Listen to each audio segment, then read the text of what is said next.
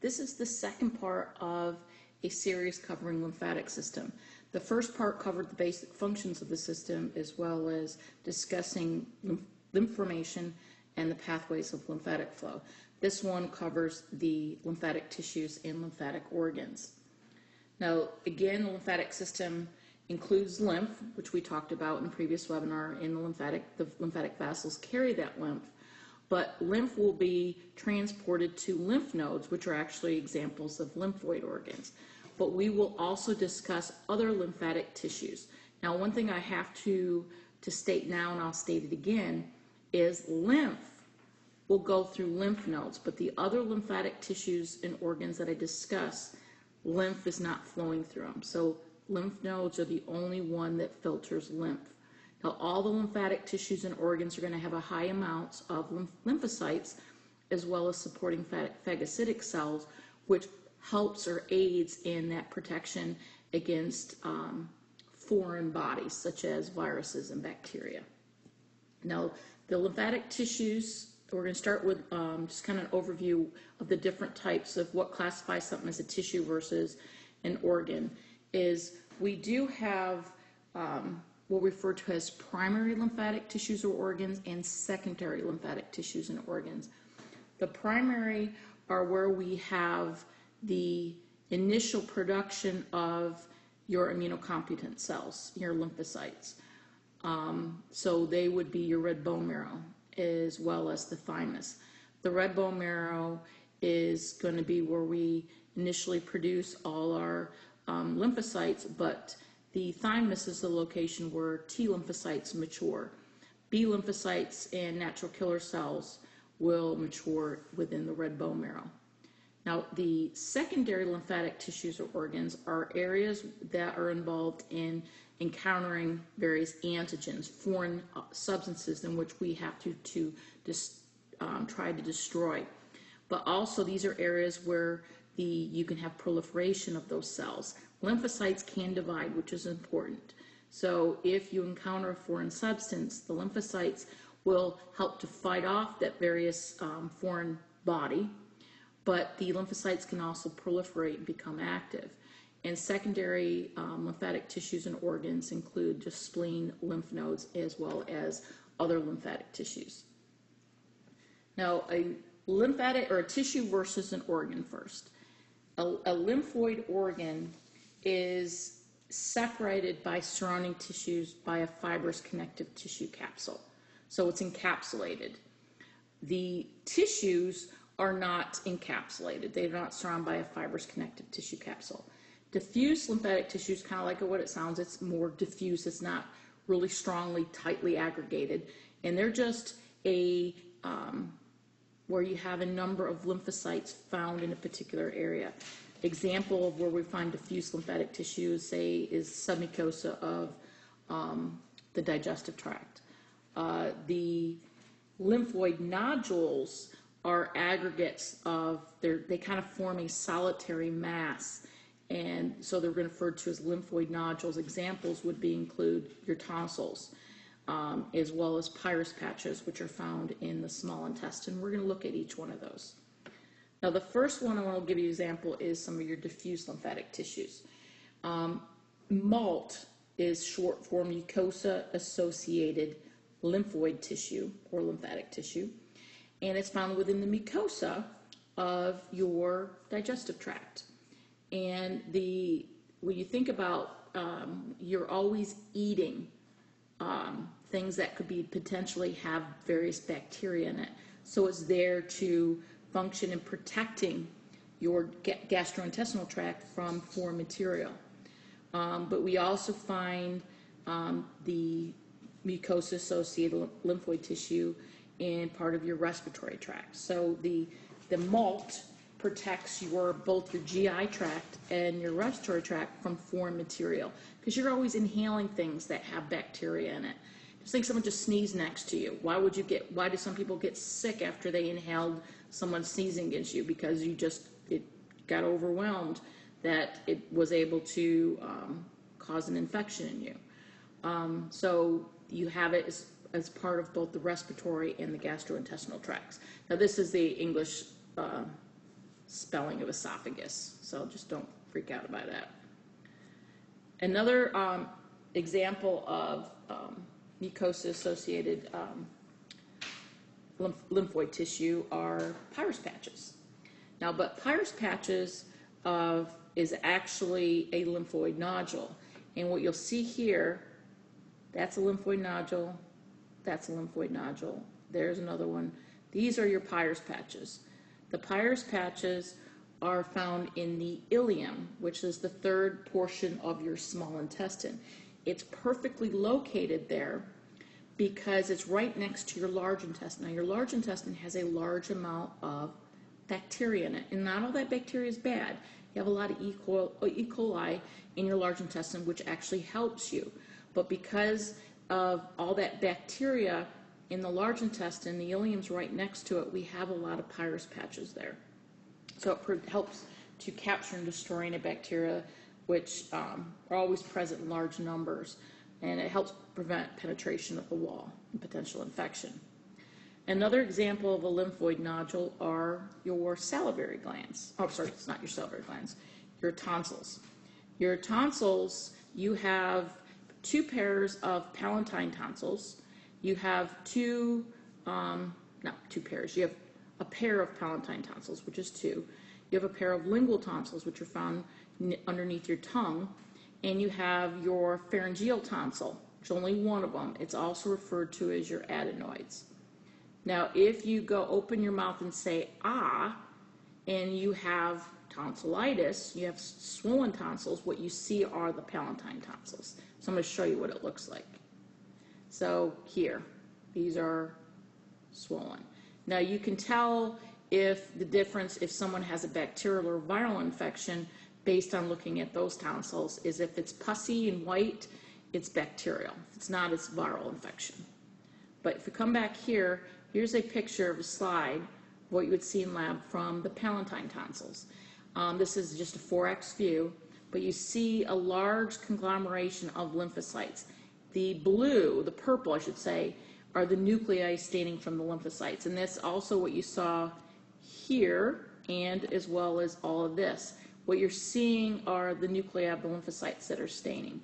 What you can tell here with the palatine tonsil is you'll notice here that's stratified squamous non-keratinized epithelium. So you see that with the palatine tonsil, and that's just a little hint to help you tell that from some of the other lymphatic tissues or organs that you see in lab. Now, the tonsils are kind of ring the pharynx, your throat. They're found in the mucosa, and they trap and remove pathogens entering your throat. You're inhaling anything you inhale, in some instances, of course, if you swallow food, it's there to trap and remove any pathogens that are always entering your throat. Now, the pharyngeal tonsil is, if you open your mouth, say ah, you can't see them, so they're not going to be visible. They're up in near your nasopharynx. And this one, though, often causes problems for people. If it becomes swollen a lot, it can cause difficulties with breathing. One of my sisters had to have her adenoids removed because they constantly got infections there, and it caused a problem with her breathing. Now, the lymphoid organs, we're going to include, for the lymphoid organs, your lymph node. That will be one of them. We kind of briefly mentioned them in the previous webinar, but didn't really look at the structure of them. And not in necessarily any order. We have lymph nodes, your spleen, you have your thymus, and I'll also include the appendix. Okay? So we're going to start with the lymph node. The lymph node we're going to spend the most time with because you also have to identify structures in it in lab. Now, the lymph node is an encapsulated structure, so on the outside you'll see a connective tissue capsule, which helps to anchor it to surrounding tissues. You'll notice that you'll have multiple afferent vessels, a lot more afferent than you see efferent. And how you can tell the difference between an afferent vessel versus efferent vessel is look at the direction in which the valves are pointed. flows in one direction only. The valves will open in the direction of how the lymph is flowing. So you see it's going towards the lymph node. Here is an afferent. So you see it going this direction. When it's pointing away from the lymph node, it's an efferent vessel. Now it's important to realize the reason why you have more afferent versus efferent vessels. It provides kind of a little back pressure. Kind of think of like a bottleneck type action. You have all this fluid going to the lymph node, and don't quite have as many vessels that are leaving it. It slows down that movement of lymph, but it's giving time for the various lymphocytes that are found in various regions of the lymph node to respond to any potential bacteria or viruses that may be entering. Now the afferent lymph vessels, you'll notice, enter at points on the convex surface here. This is the concave surface. And here this is referred collectively as the hilus or hilum. This is a common term that you will encounter in anatomy. And what you'll notice here in the lymph node, this is where we have blood vessels, major blood vessels coming and going, as well as this efferent vessel that's leaving. Now the capsule's on the outside. I'm going to erase a little bit so we can see a little bit. Oop. Helps if I put the eraser. So the lymph, it's going to only move in one direction only. It's going to be going here, down, and this way. So it's always going in one direction. What you'll notice is that connective tissue capsule, you'll see little invaginations of it. These are called trabeculi. So the trabeculi, which you see right here, kind of separate this into little sections. The outer region of the lymph node is referred to as the cortex, and the inner region is referred to, so here's the cortex, and the inner region is referred, what you see here is the medulla.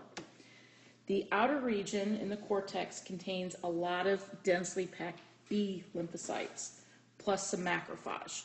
They're found within these germinal centers. So right in here, and here, and here, we have these referred to as lymphoid nodules, but in the center, you have these germinal centers. Actually, it's right here. Here's your germinal center. So all of this is a lymphoid nodule, and then in the center, we have a germinal center. What's going to happen, actually, we'll start from going from out to in, is lymph is going to come in, and first it's going to enter into this subcapsular sinus, which is right beneath the capsule. Here we're going to have a lot of macrophage, or referred to as dendritic cells.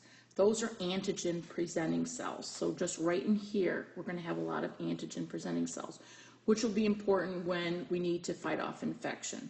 Now, don't worry about understanding it right now. We'll talk about it a little bit later. As we're moving through the nodule, you're going to see lots of B cells, and again, a lot of macrophage, or dendritic cells. Dendritic cells include macrophage.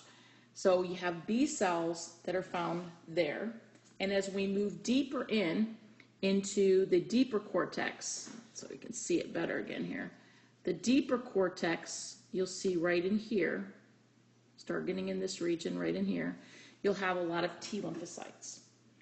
As we get closer into the medulla, and the medulla is going to have a lot of these things, the lymphocytes are going to form what we call cords. And it's actually easier when we look at lab and look at the cords, is the medullary cords have a lot of B cells and macrophage and plasma cells. Now, plasma cells are B cells that have differentiated and start producing a lot of antibodies. So they that inner region is all those cells help form what we call the medullary cords. The lymph is going to flow through that region. Now, eventually, that lymph will exit through our efferent vessel. But as on its way through the lymph node, it's going to have encountered a lot of different cells to help protect against any possible infection.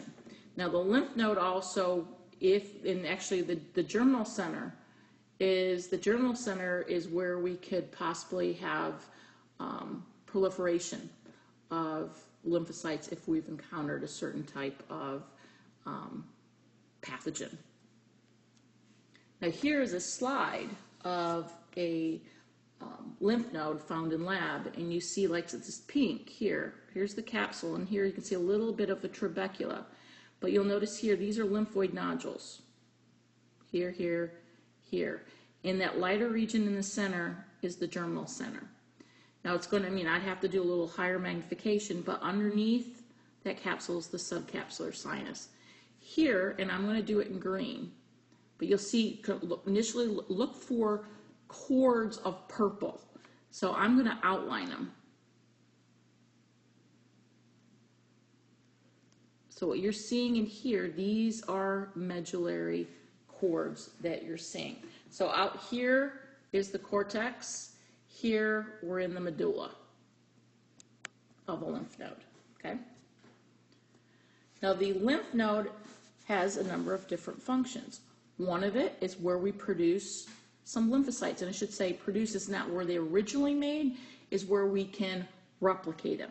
They originally produced in your red bone marrow or your thymus, and here's where they can duplicate, they can replicate themselves. So if you encounter a foreign substance and a lymphocyte recognizes it as, okay, you are measles, I need to replicate the lymphocytes that are involved in fighting off against measles, that's where was one of the places where we're going to produce more of those particular lymphocytes. Another thing it's going to be involved in is removal of foreign material. So we might not have lots of times you don't even know that you were infected with a particular bacteria virus because it was already dealt with before you got sick. So we have a lot of phagocytosis. So the various phagocytic cells like macrophage can already deal with it, or we have other means of dealing with it. So we're going to destroy it. Another thing is that I just wanted to show you, because I thought this was a really cool picture, is this is showing you on the left microscopy of a lymph node and looking at the subcapsular sinus, and you could see all these macrophages sitting in here, okay? And also what I wanted to bring your attention to is that the fact that lymph nodes have a lot of reticular fibers. So lymph nodes is where we find a lot of reticular tissue, which was a connective tissue, which in AMP1 you learned it says formed a network of, or stroma that helps to support blood cells. And here we've got a lot of lymphocytes. So you have this reticular tissue that kind of supports all those lymphocytes that are sitting there waiting for, let's say, for lack of a better word or term, looking for action. So if they want to wait until they can fight, they're going to sit there, something comes in that they can deal with, they're going to deal with it. It also is a location where we're just going to surveil. Something's come around, oh, it just doesn't look quite right, is we have things called, say, natural killer cells, which are a type of lymphocyte. And, you know, they say, well, something does not quite look right, they're going to deal with it right away. They're not very specific. And we'll talk about being specific versus non-specific during lecture, but they kind of surveil. If there's something not right, they're going to deal with it, but also we may have to send out what we call sentries to go out into other areas and say we need more of a particular type of lymphocyte to deal with. So the lymph node does a number of different things, but predominantly it's involved in protection or defense against foreign antigens. Now the thymus is another lymphatic organ, and the thymus is going to be a site where T cells mature. Now this is the location of the thymus. It's located in what we call the mediastinum. Now this is actually an incorrect picture. In an adult, it's not that big. It was fairly large when you were a child, but as you became older, it tends to shrink and get replaced by fat and connective tissue. But the thymus is the area where actually T cells mature, and T cells are involved in what we call cell-mediated immunity. The spleen is actually your largest of your lymphatic organs. Now, this one is kind of neat in that it filters blood. Now, lymph nodes filter lymph. Your tonsils and your other lymphatic tissues, such as that we found in the respiratory tract, the GI tract, your Peyer's patches, they weren't filtering lymph or blood. They're just there and encountering anything that may be entering via the air or whatever you're eating. The spleen filters blood, but it's going to have some other functions too. Now, the spleen is located up in the left upper quadrant of your abdomen, and so you'll see it right here. It's the largest of all the lymphatic tissues, and when you look at it under a microscope, you'll notice that has kind of areas where it stains like a dark purple, and areas it's more red. Again, depending on your slide and how old it is, it may not be as dark as this. But what you'll notice is where it's the purple staining, they refer to as white pulp. And I'll give you a second, I'll tell you why they call it white pulp. Red pulp is the other part. Now, the red pulp is red because of a lot of red blood cells, a lot of erythrocytes. That is composed up of sinusoidal capillaries. So remember, we learned about different types of capillaries. Sinusoidal capillaries allow blood cells to leave them. So you have these sinusoidal capillaries. They're fluid-filled sinuses that it's got a lot of red blood cells, a lot of blood. So one of the things that the spleen does, it acts as a blood reservoir. It also has, the red pulp does have lymphocytes and macrophage too. But the areas here where you see the dark purple, they call it white pulp because of all the white blood cells there. And again, what makes it purple is the stain that they use stains the nuclei and it stains it purple. The white pulp has a lot of lymphocytes that are usually around, again, we not may be able to see it, but you see the little space in the middle around a central artery. And so we have red pulp and we have white pulp. Now here again you see here's the white pulp here, and then most of it is the red pulp. If we went zoomed in a lot further in, you're going to really see the sinusoidal capillaries. Now the spleen does a number of different things. It will filter blood if you have bacteria or viruses there because you have lymphocytes there. We'll be able to hopefully deal with it there before it gets any further. But it also removes and destroys abnormal blood cells from the blood. So the spleen is a location where worn out red blood cells are gone. We're going to break it down. We'll recycle some things. Because of the large amount of blood found in the spleen, it's a blood reservoir. And when you're breaking down those worn out red blood cells, you're going to have iron. So it also stores iron there. But this is also where we can have, like any lymphatic tissue or organ, we can proliferate, be an area where lymphocytes proliferate. As when you were developing in your mother, in the fetus, this was one of the places where red cells were formed in the fetus, but as an adult, red blood cells are actually formed in your red bone marrow. Now, the last tissue I want to talk about is the appendix. For years and years and years, people are like, oh, the appendix doesn't really do anything. But more and more research is starting to suggest that it has to have some sort of function. And it was like, why is it, it's like it's located right next to the large intestine. So what's the connection here? Well, they believe, again, there's still more research that's going on with it, is that it's a reservoir for bacteria, good bacteria, that after a bout of dysentery or cholera, that you help to repopulate that large intestine with that bacteria. You always think about after you've had the diarrhea, they always tell you to take probiotics or prebiotics. This is kind of a similar type of idea. Now, dysentery is a little bit more severe than diarrhea. This is usually where you've got inflammation of the intestine, and the diarrhea is like you've got blood with it. It's usually because of some bacterial protozoan infection. And part of the idea of what they believe this is what it does is based on some correlations between people who've had their appendix removed or not removed.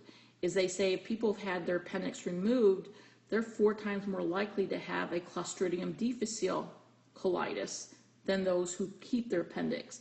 People who work in the hospitals know what we call it C. diff, a C. diff infection. It has a very distinct smell to it. It's really bad diarrhea, put it that way. It's very, very bad. But they say people who lack the appendix are 4 more times more likely to have it. But the research is still out there, so they think that the role of the appendix is kind of to restore the flora of the gut after bouts of dysentery, and it's pretty much the large intestine that they're restoring, because again, it's right next to the large intestine. So this is going to be your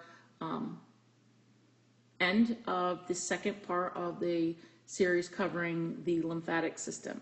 In class, we'll talk about more of the immune system, the nonspecific and specific immune system, in which a lot of these things will come into play. So this is more of the anatomy.